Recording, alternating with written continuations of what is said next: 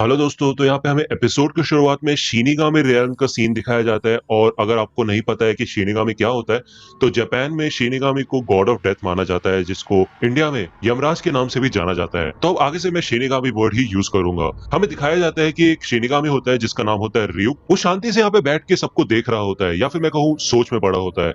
और वहां पे मौजूद बाकी सारे शिनिगामी आराम कर रहे होते हैं, या फिर वो अलग अलग तरीके के गेम खेल रहे होते हैं। यहाँ पे हमें दूसरी ओर इंसानी दुनिया का सीन दिखाया जाता है, जहाँ पे एक हाई स्कूल स्टूडेंट होता है लाइट यागामी, और वो अपनी इंग्लिश क्लास में बैठा होता है। शिनिगामी रेयन की तरह उसके क्लासमेट्स या तो गेम खेल रहे होते हैं या फिर चुपके चुपके बातें कर रहे होते हैं, और जो उनको पढ़ाया जा रहा होता है वो उसको इग्नोर कर रहे होते हैं। वो टीचर लाइट यागामी को एक जापानीज सेंटेंस को इंग्लिश में ट्रांसलेट करने के लिए कहता है, और लाइट यागामी बिना किसी दिक्कत के वो कर देता है, जिससे कि हमें दिखाया जाता है कि वो काफी ज्यादा स्मार्ट है। जब वो घर वापस जा रहा होता है तो वहाँ पे न्यूज रिपोर्टिंग हो रही होती है। पब्लिक टेलीविजन में अलग अलग क्राइम्स की न्यूज कवर की जा रही होती है, और हमें दिखाया जाता है कि धीरे धीरे दुनिया में क्राइम्स बढ़ते जा रहे हैं। यहाँ पे र्यूक और लाइट के जरिए हमको दो अलग दुनिया का कंपैरिजन दिखाया जाता है, और वो दोनों यही सोचते हैं कि उनकी दुनिया सड़ चुकी है। अगले दिन जब लाइट क्लास में होता है तो वो लेक्चर में ध्यान नहीं दे रहा होता, क्योंकि उसको पहले से वो चैप्टर आता होता है। तो वो खिड़की से बाहर देखता है और उसे दिखाई देता है कि आसमान से एक नोटबुक जमीन पे आके गिरती है। जब उसका स्कूल खत्म होता है तो वो देखने जाता है, और वो नोटबुक अभी भी उधर ही पड़ी होती है। जब वो उस नोटबुक को उठाता है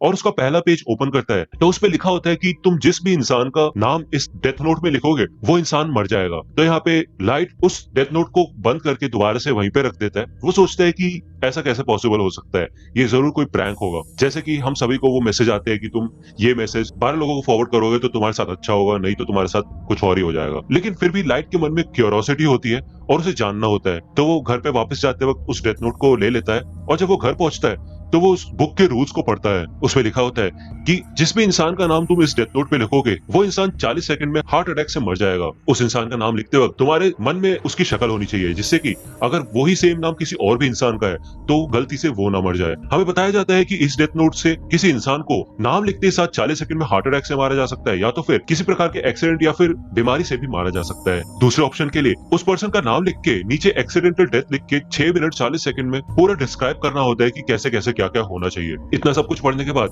लाइट अपने बेड पे लेट जाता है, और वो कहता है कि ये तो कहना पड़ेगा कि प्रैंक के नाम पे तो ये काफी ज्यादा डिटेल्ड है। तो वो सोचता है कि इसको ट्राई करके देखा जाए, लेकिन वो नाम लिखने से पहले ये सोचता है कि अगर मैंने नाम लिखा और सच में कोई मर गया तो उससे तो मैं मर्डरर बन जाऊंगा। लेकिन तभी वहां पे टीवी पे एक लाइव न्यूज चल रही होती है, जहाँ पे एक क्रिमिनल ने एक डे केयर में कुछ टीचर्स और बच्चों को बंदी बना दिया होता है। न्यूज रिपोर्टिंग में बताया जाता है कि ये वही क्रिमिनल है जिसने पिछले दिन शॉपिंग मार्ट में भी एक क्राइम किया था। तो यहाँ पे टीवी पे उस क्रिमिनल का नाम और चेहरा दिखा दिया जाता है। तो लाइट उसका नाम और चेहरा देख के उसका नाम डेथ नोट में लिख देता है। वो 40 सेकंड वेट करता है, लेकिन उसके बाद भी कुछ नहीं होता। वो बस टीवी बंद ही करने वाला होता है, लेकिन तभी हमें दिखाया जाता है कि सारे के सारे हॉस्टेजेस और टीचर्स बिल्डिंग से बाहर निकलने लग जाते हैं, और उनको कोई भी चोट वगैरह नहीं लगी होती। यहाँ पे हमें कंफर्मेशन दी जाती है कि किसी भी अथॉरिटी ने उसको शूट नहीं किया, और हॉस्टेजेस ने यही बताया कि वो सीधा गिर गया था। तो यहाँ पे लाइट समझ जाता है कि उसको हार्ट अटैक आया है, और लाइट काफी ज्यादा चौंक जाता है। जिसके बाद वो सोचता है कि जरूर ये एक इत्तेफाक ही होगा, अगर ऐसा है तो उसको दोबारा से डेथ नोट को इस्तेमाल करके देखना होगा। यहाँ पे जब वो अपने क्राइम स्कूल में होता है तो वो देखता है कि एक लड़का है सूडो, जो कि उनके स्कूल का बुली होता है,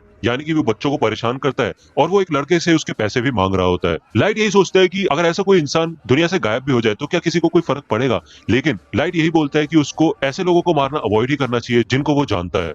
जब वो घर वापस जा रहा होता है तो वो देखता है कि एक मोटरसाइकिल गैंग एक लड़की को परेशान कर रही होती है और उसके साथ छेड़छाड़ कर रहे होते हैं। लाइट एक शॉप में चला जाता है, और जब वो जा रहा होता है तो उसे सुनाई देता है कि उस गैंग के लीडर ने अपना नाम बताया होता है, टाकुओ शिबुइमारू। जब लाइट दुकान के अंदर आ जाता है तो वो टाकुओ का नाम अलग अलग स्पेलिंग्स में लिख देता है, क्योंकि डेथ नोट में लिखते समय स्पेलिंग भी एकदम एग्जैक्ट होनी चाहिए। अब क्योंकि उसने लीडर के मुंह से उसका नाम सुना था, तो वो जितने भी उसके कॉम्बिनेशन हो सकते थे हर तरीके से उसका नाम उसने डेथ नोट में लिख दिया होता है। जिसके बाद लाइट उसके आगे ट्रैफिक एक्सीडेंट लिख देता है, और 40 सेकंड बाद जब वो लड़की उनसे बच के भाग जाती है तो टाकुओ अपनी बाइक से उसका पीछा करता है, लेकिन वहां पे एक ट्रक आ जाता है और वो टाकुओ को उड़ा देता है, जिससे कि टाकुओ का एक एक्सीडेंट हो जाता है। यहाँ पे लाइट को पूरा यकीन हो जाता है कि डेथ नोट असली है और काम करती है। वो दो लोगों को मार चुका होता है, और इसके बाद उसका दिमाग घूमने लग जाता है। उसको काफी डिप्रेसिंग फील होता है कि उसने ये क्या कर दिया। यहाँ पे हमें शिनिगामी रियान का सीन दिखाया जाता है, और यहाँ पे ryuk बाकी शिनिगामी को बताता है कि उसने अपनी डेथ नोट गिरा दी है। तो बाकी शिनिगामी ryuk के ऊपर हंसते हैं और वो कहते हैं कि तुम हमेशा मुसीबत में पड़ जाते हो, तो तुमने उस डेथ नोट को कहाँ पे देखा था। तो ryuk बताता है कि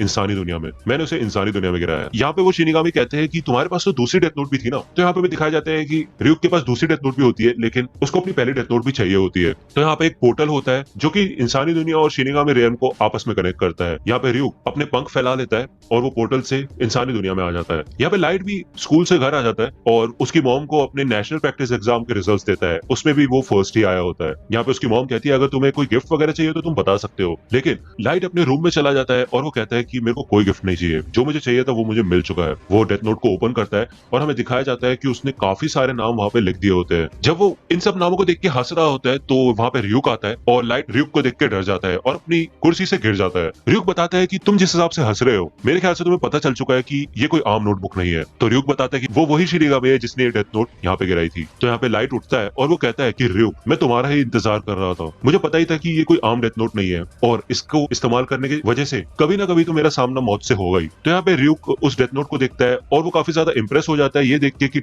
लाइट ने सिर्फ 5 दिन में डेथ नोट पे इतने सारे नाम लिख दिए। बहुत सारे लोग तो इतने सारे नाम लिखने से डरते हैं, हाँ इससे पहले भी इंसानी दुनिया में डेथ नोट गिराई जा चुकी है। तो यहाँ पे लाइट कहते हैं तो क्या आप तुम मेरे को यहाँ पे सजा देने आए हो? तो ryuk कहते हैं क्या सजा, कैसी बातें कर रहे हो तुम? एक बार डेथ नोट इंसानी दुनिया में गिर जाए तो ये यहीं की हो जाती है, इसका मतलब ये डेथ नोट अब तुम्हारी है और अब चाहे तो तुम इसको किसी भी तरह यूज कर सकते हो, और अगर तुम ये डेथ नोट नहीं यूज करना चाहते तो तुम ये किसी और को दे दो, लेकिन उसके बदले मुझे तुम्हारे दिमाग से इस डेथ नोट की सारी मेमोरीज मिटानी होंगी। और मैं तुम्हें एक बात बता दूं, जो भी लोग डेथ नोट का इस्तेमाल करते हैं वो आत्मा की शुद्धि के लिए ना ही नर्क जा पाते हैं और ना ही स्वर्ग, और जब समय आएगा तो मैं अपनी डेथ नोट में तुम्हारा नाम लिखूंगा। तो ryuk लाइट से पूछते हैं कि ये बताओ कि तुमने सबको हार्ट अटैक से मारा लेकिन सिर्फ दूसरे क्रिमिनल को ही तुमने एक्सीडेंटल डेथ क्यों दी थी? तो लाइट बताता है कि अगर सारे के सारे क्रिमिनल सिर्फ हार्ट अटैक से ही मरेंगे तो जल्द ही लोगों को पता चल जाएगा कि कोई जानबूझ के ऐसा कर रहा है। ये उसी की रिस्पॉन्सिबिलिटी है कि वो दुनिया में से सारी बुराइयों को खत्म करे, और जब लोगों को ये समझ आ जाएगा कि कोई उन्हें हमेशा देख रहा है और उन्हें बुरी चीजें नहीं करनी चाहिए तो सारे के सारे लोग सुधर जाएंगे और अच्छी जिंदगी जिएंगे। तो यहाँ पे ryuk कहता है कि अगर तुम ऐसा करोगे तो लाइट पूरी दुनिया में सिर्फ तुम ही अकेले बुरे इंसान बचोगे। तो लाइट कहता है नहीं ऐसा नहीं होगा, क्योंकि मैं पूरी जापान के सबसे बेस्ट स्कूल में पढ़ता हूँ और उसमें भी टॉपर हूँ और मैं भगवान बनूंगा उस नई दुनिया का। तो यहाँ पे ryuk काफी ज्यादा सेटिस्फाई हो जाता है और उसे काफी अच्छा लगता है कि उसको इंसानी दुनिया में अब मजा आने वाला है।